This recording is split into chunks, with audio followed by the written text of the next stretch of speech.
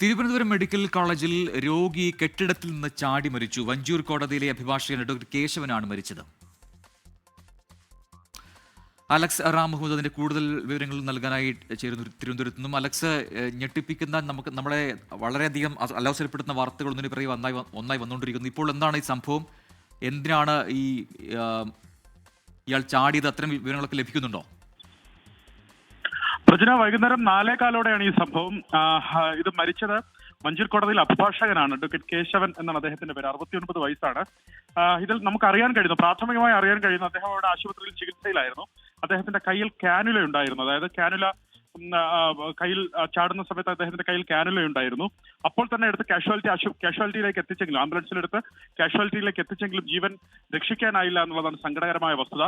ഇതിൽ medical college pay ward ബ്ലോക്കിൽ നിന്നാണ് അദ്ദേഹം താഴേക്ക് ചാടിയത്. പേവാർഡ് ബ്ലോക്കിൽ 6 നില മുകളിൽ നിന്നാണ് താഴേക്ക് ചാടിയത്. പേവാർഡ് ബ്ലോക്കിലല്ല അദ്ദേഹം ചികിത്സയിലുണ്ടായിരുന്നു, മറ്റൊരു വാർഡിലായിരുന്നു. ഒരു ദൃക്സാക്ഷി പറയുന്നത് അദ്ദേഹത്തിന്റെ കയ്യിൽ ഒരു സ്കാനിംഗ് റിപ്പോർട്ട് ഉണ്ടായിരുന്നു.